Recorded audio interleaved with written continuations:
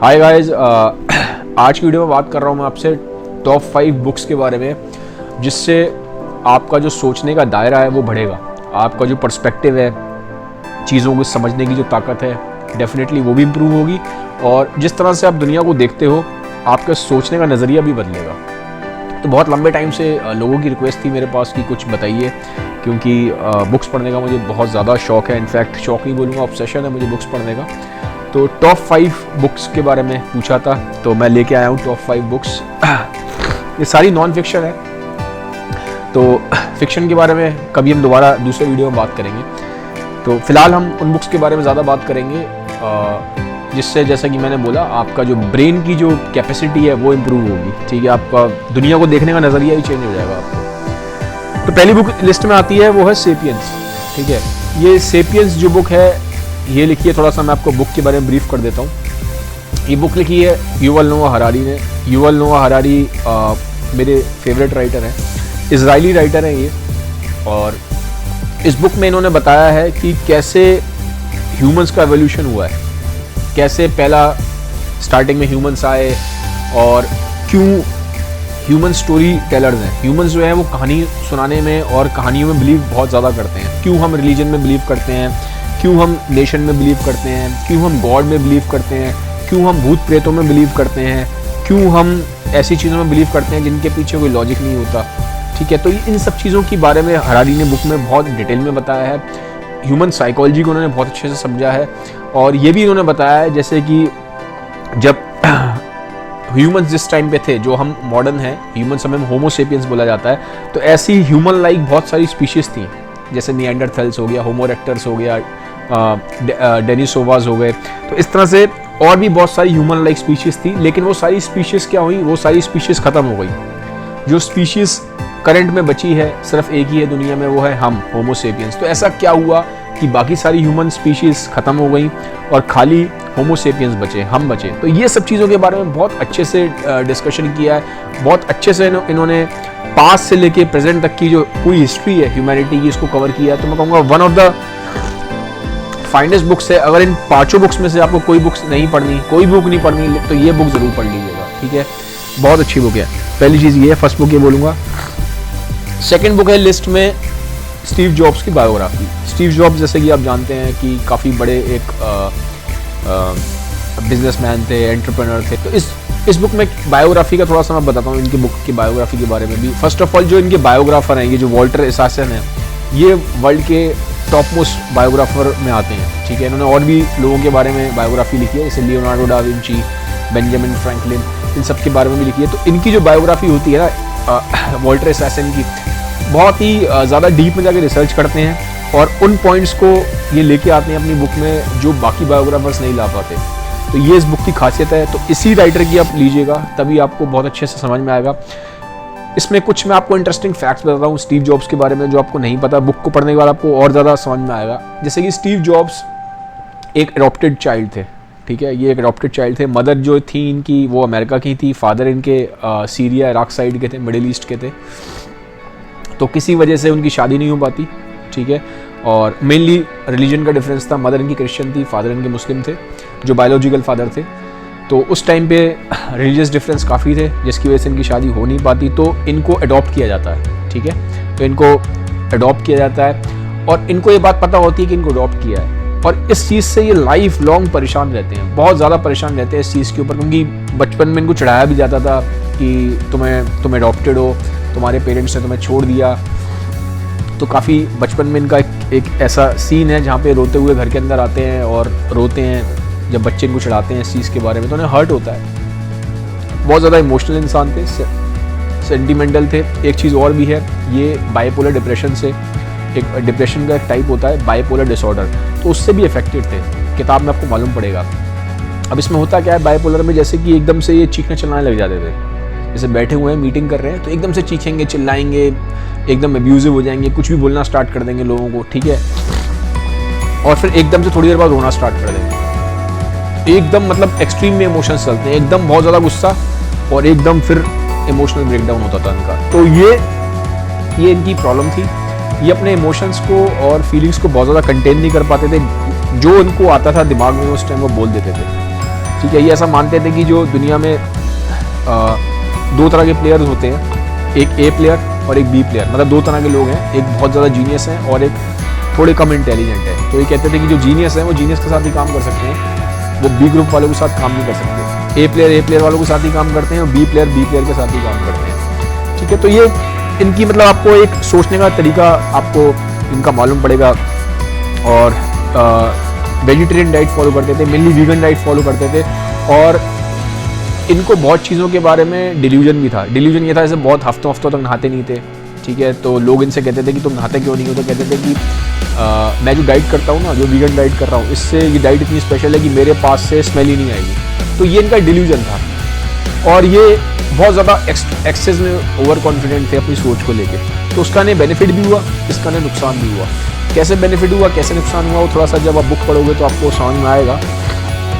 Benefit ये होता है कि जब आप ओवर कॉन्फिडेंट होते हो तो दुनिया आपको सुनती है, क्योंकि दुनिया में मेजॉरिटी ऑफ लोगों में इतना कॉन्फिडेंस है नहीं, उन्हें एक लीडर चाहिए होता है। तो ये इनकी खासियत थी, क्योंकि ये बहुत ज़्यादा ओवर कॉन्फिडेंट थे, इनके अंदर ऐसी स्किल्स थी कि लोग इनको सुनते थे। तो इसीलिए बहुत ज़्यादा एक अच्छे लीडर भी थे। तो ये सारी लीडरशिप क्वालिटी थी इनके अंदर। बट उसी ओवर कॉन्फिडेंस का इनको नुकसान भी हुआ है कुछ, काफ़ी हद तक इनकी बीमारी में भी इनको नुकसान हुआ उसकी वजह से, कि बहुत बार ये ओवर कॉन्फिडेंट थे कि मेरी बीमारी मेरी डाइट से ही ठीक हो जाएगी, मेरी स्पेशल डाइट है वो मुझे ठीक कर देगी। तो वो ओवर कॉन्फिडेंस थोड़ा इनको उसने नुकसान भी पहुंचाया। तो बहुत अच्छी किताब है, एक बहुत ही ज़बरदस्त पर्सनैलिटी है। हिप्पी भी थे ये काफ़ी लंबे टाइम तक, इंडिया भी आए थे, मेडिटेशन में इनका काफ़ी इंटरेस्ट था, इन्होंने ड्रग्स भी लिए, LSD भी लिया इन्होंने। तो एक रेबेलियस पर्सनैलिटी थे और इमोशनल थे, सेंसिटिव थे। और ये भी है कि जो उनकी गर्लफ्रेंड थी उससे इनको एक लड़की हुई, उस लड़की को इन्होंने अडॉप्ट नहीं किया, एक्सेप्ट नहीं किया। ये कहते थे ये लड़की मेरी नहीं है। बाद में फिर जब वो कोर्ट केस हुआ तो DNA टेस्ट में मालूम पड़ा वो लड़की नहीं की थी। तो ऐसी बहुत सारी इनकी पर्सनल लाइफ के बारे में ये सोचते किस तरीके से थे। और जैसे सबसे इंटरेस्टिंग फैक्ट बताऊँ, बिल गेट्स इनका काफ़ी बीच में मन मुटाव सा हुआ, कंट्रोवर्सी रही, लेकिन बाद में चीज़ें ठीक हुई। जब ये मर रहे थे, कैंसर की वजह से इनकी डेथ हुई थी, लास्ट स्टेजेस में बिल गेट्स भी इनके पास थे जब इनकी डेथ हो रही थी। सबसे बड़ी बात है, जब इनकी डेथ हो रही थी तो इनकी जो लास्ट वर्ड्स हैं वो बहुत ही ज़्यादा फैसिनेटिंग है, मतलब बहुत ही इंटरेस्टिंग है। मतलब मौत सामने आ रही है, इन्हें दिखाई दे रहा है कि मौत आ रही है, आसपास इनकी फैमिली है, दोस्त हैं, सब वहाँ पे हैं। और ये कहते हैं जब मौत सामने आती है, नॉर्मली जब मौत सामने आती है आदमी घबरा जाता है, डर जाता है, पर जब इनके सामने मौत आती है तो जब इनके जो लास्ट वर्ड्स थे वो थे ओ वाओ, ओ वाओ। मतलब मौत आ रही है और ये कह रहे हैं ओ वाओ। ठीक है, तो ये एक मैं बोलूँगा इस बुक में एक डेप्थ है, इस बुक में एक डेप्थ है कि जीनियस कैसे सोचते हैं। ये बोलते थे कि मेरी जो खासियत है वो ये है कि मुझे पता है कि किस चीज़ पे फोकस करना है और किस चीज़ पे फोकस नहीं करना, कहाँ फोकस करना है, कहाँ फोकस नहीं करना है। ये इनका ये कहना था, किताब में भी लिखा है कि यही चीज़ है जो मुझे सेपरेट करती है नॉर्मल आदमी से। ठीक है, तो बहुत अच्छी बुक है, इंस्पिरेशन मिलेगी, मोटिवेशन मिलेगी और आपको मालूम पड़ेगा कि एक जीनियस सोचता कैसे है। तो ये बुक ज़रूर पढ़िएगा, ये सेकंड है लिस्ट में, आपका सोचने का दायरा बढ़ेगा। तीसरी बुक है होमो डेउस भी मेरे फेवरेट राइटर युवल नोआ हरारी ने लिखी है।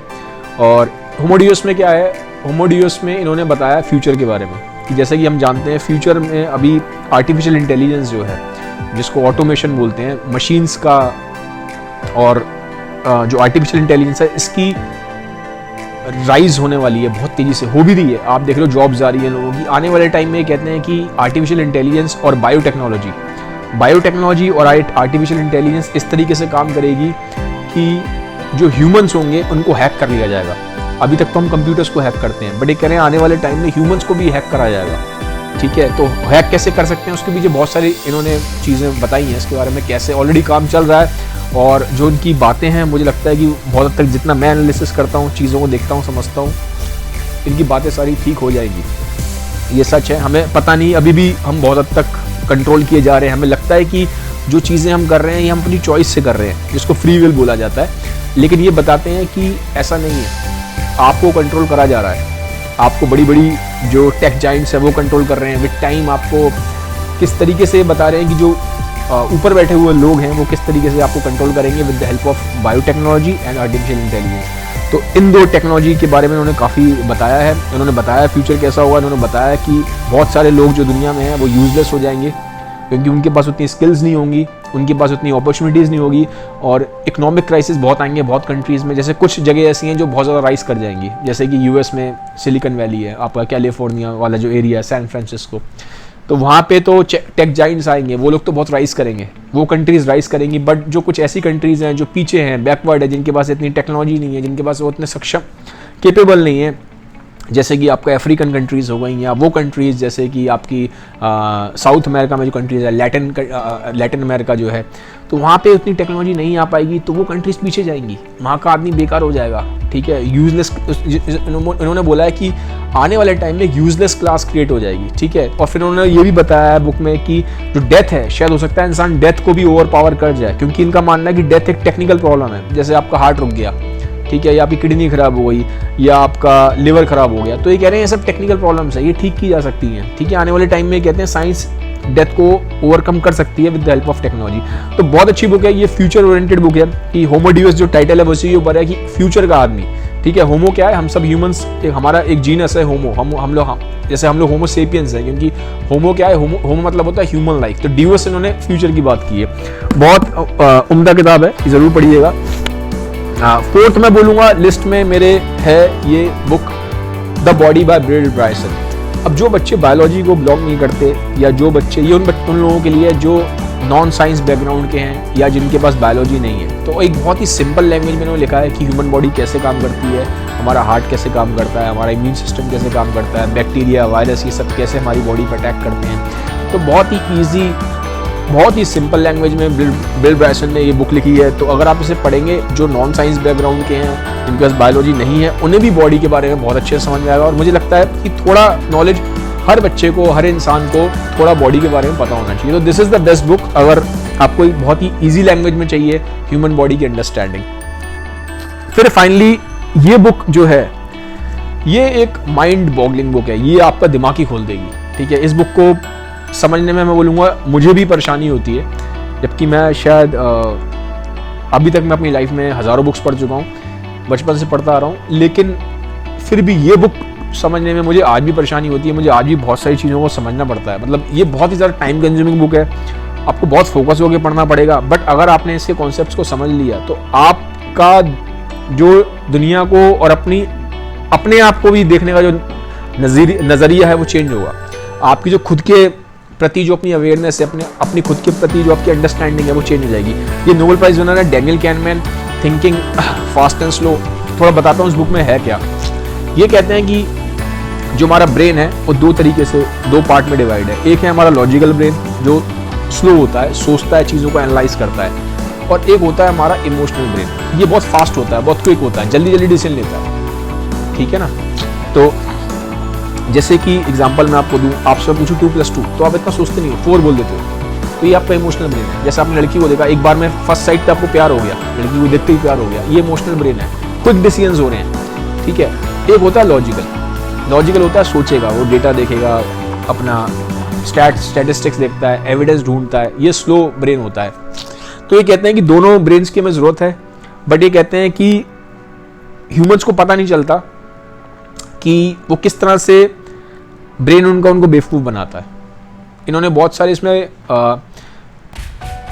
एरर्स की बात करी है कि हमारे सोचने में हम किस तरह से गलतियां करते हैं। दुनिया को जब हम समझते हैं तो हमारी जो सोच है वो हमें किस तरह से डिल्यूजन में रखती है, हमारी सोच हमें किस तरह से भ्रमित करती है दुनिया को समझने में, ठीक है। तो इसके बारे में उन्होंने बात करी है। तो ये बुक जो है प्योर साइकोलॉजी में, कि ब्रेन कैसे दुनिया को समझता है। रियलिटी अलग होती है, बट हम रियलिटी को कैसा परसीव करते हैं उसमें डिफरेंस है। रियलिटी है क्या और रियलिटी को हमारा ब्रेन कैसे समझ रहा है वो एक ही चीज़ नहीं है। हमें लगता है कि हम रियलिटी को समझ रहे हैं, दुनिया जैसी दिख रही है हम वैसा ही समझ रहे हैं, बट हम वैसा समझते नहीं हैं। तो बहुत सारे इसमें इन्होंने लॉजिकल एरर्स के बारे में बात करी है, लॉजिकल फैलेसी जिसको बोला जाता है। इन्होंने कॉग्निटिव एरर्स के बारे में बात करा है, कॉग्निटिव बायस के बारे में बात करा है। कॉग्निटिव एरर, कॉग्निटिव बायस होते हैं जो हमारे सोचने समझने की कुछ कमियां हैं, ठीक है। एक तरीके से एक सिंपल लैंग्वेज में बोलूँ, बाकी तो आप जब समझोगे तब समझ में आएगा। बट मैं बोलूँगा ये बुक आप तब पढ़िएगा जब आप ऑलरेडी ये बुक्स पढ़ चुके हो, ताकि थोड़ी आपकी रीडिंग हैबिट बन जाए और थोड़ा सा आपका अंडरस्टैंडिंग का लेवल बन जाए, क्योंकि ये बुक टफ है समझने में, ठीक है। ये इट्स अ टफ बुक और बहुत टाइम लेगी, 6 महीने तक ले सकती है। देखने में पतली सी लग रही है आपको, लेकिन अगर आप इसको ठीक से समझोगे, एक होता है कि मैंने बस ऐसे बुक देखी ऐसे पढ़ लिया, वो जल्दबाजी नहीं है, ठीक है, क्योंकि ये कोई फिक्शन नहीं है, ये बहुत टाइम कंज्यूमिंग बुक है। बट इतना मैं आपको ज़रूर बोलता हूँ कि अगर आपने बुक पढ़ ली और आपने इसको अच्छे से समझ लिया तो दुनिया को देखने का नज़रिया आपका ज़रूर चेंज होगा। तो ये गाइस हैं जो मैंने आपको बताया, 5 मेरी बुक्स हैं, पढ़िएगा। और ये एक अच्छा, जैसे कि अभी कोरोना वायरस का टाइम है तो लोग थोड़ा सा, अभी आपके पास टाइम भी है, ठीक है, तो आप पढ़ सकते हो, क्योंकि बहुत लोग इंटरनेट पे और ऐसी चीज़ों में टाइम बर्बाद करते हैं जिससे कुछ उनकी लाइफ में वैल्यू ऐड नहीं होती और उससे जो उनकी पर्सनैलिटी है उसमें कोई चेंजेस नहीं आते। तो आई थिंक लाइफ बहुत लिमिटेड है शॉर्ट टाइम के लिए, तो ऐसी चीज़ों पर ज़रूर टाइम स्पेंड करें जिससे आपका जो ब्रेन है वो, और जो देखने की, सोचने की, समझने की जो पावर है वो डेफिनेटली कुछ एक्सपेंशन हो, एटलीस्ट आपका जो पर्सपेक्टिव है लाइफ को देखने का, समझने का, वो जो हॉराइजन है वो ब्रॉड हो।